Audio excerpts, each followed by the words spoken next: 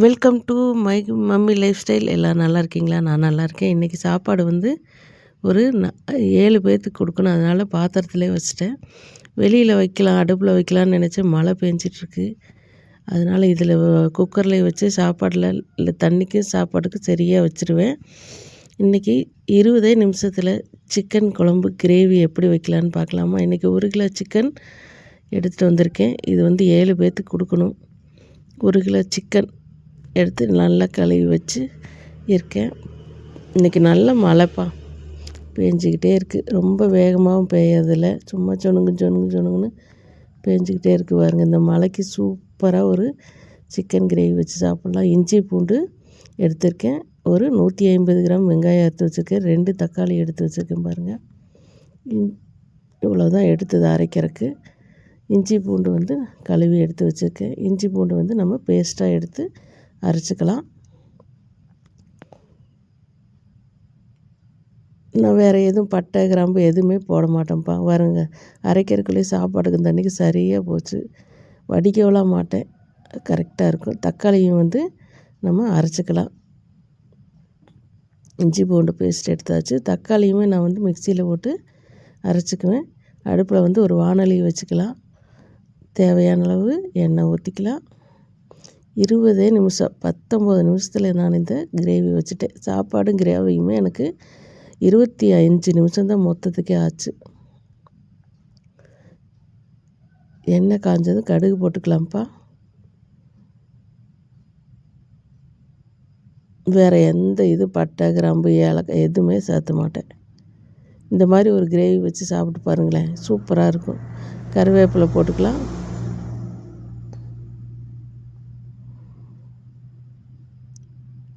வெங்காயம் போட்டுக்கலாம்.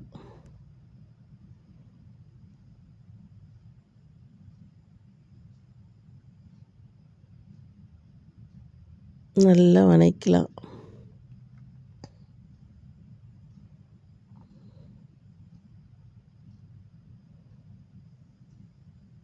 நம்ம வந்து அதுக்கடுத்து தக்காளியை அரைச்சி வச்சுக்கிறோம். ஒன்றும் பாதியமாக அரைச்சி வச்சுருக்கேன்ப்பா. முழுசாக வலுவலுன்னு அரைக்க மாட்டேன். ஒன்றும் பாதியமாக அரைச்சி வச்சுருக்கேன் தக்காளியை. வலுவலுன்னுலாம் அரைக்க வேண்டாம். தக்காளியும் தெரியணும், கூலாகவும் இருக்கணும், அந்த மாதிரி.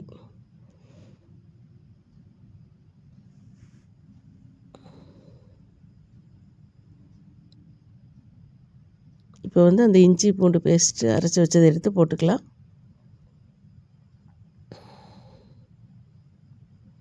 நல்லா பச்சை வாசம் போக வரையில் நல்லா வதக்கலாம்.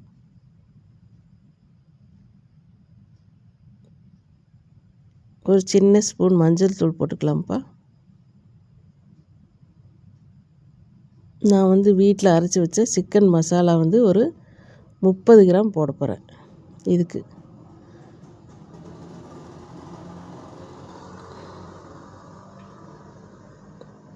போட்டுட்டு நம்ம அதில் சிக்கன் ஆட் பண்ணிக்கலாம். நல்லா கழுவி சுத்தம் பண்ணி வச்சுருக்கிற சிக்கனை வந்து இதில் போட்டுக்கணும். தேவையான அளவு கல் உப்பு போட்டுக்கலாம்.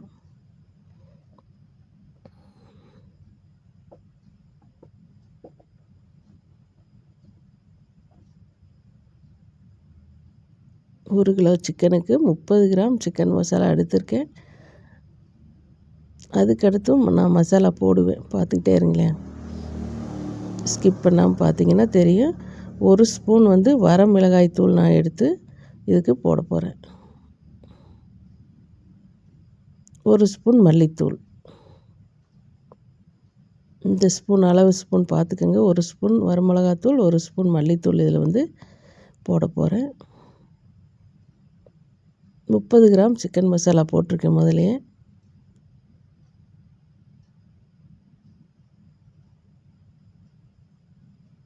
சூப்பராக இருக்கும்ப்பா. நீங்கள் ஒரு டைம் செஞ்சு பாருங்கள். இந்த அளவுகளில் நான் எந்த இதுவுமே சேர்க்காமல் பட்டை கிராம்பு ஏலக்காய் தாளிப்பு எதுவுமே சேர்த்துல. இந்த மட்டும் செஞ்சு பார்த்தீங்கன்னா செம்ம டேஸ்ட்டாக இருக்கும். தண்ணி வந்து ஒரு டம்ளர் மட்டும் ஊற்றிக்கலாம். ஏன்னா வேகிறப்பவே உங்களுக்கு சிக்கன்லேருந்து தண்ணி விட்டு வரும். அதனால் அளவாக கிரேவினால் அளவாக சேர்த்திக்கங்க. இதுக்கு வந்து ஒரு பேஸ்ட் அரைச்சிக்கலாமா?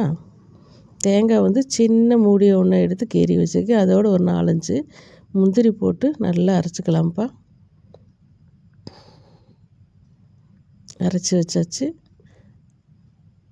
நம்ம வந்து அதை குழம்பு எடுத்து பார்க்கலாமா?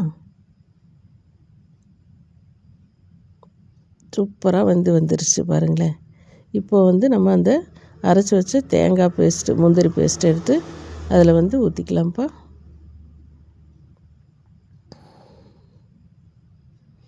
அந்த கிண்ணத்துக்கு வந்து கழுவியும் கூட கொஞ்சம் தண்ணி சேர்த்திக்கலாம். ஏன்னா கிரேவியாட்டு தான் இருக்குது.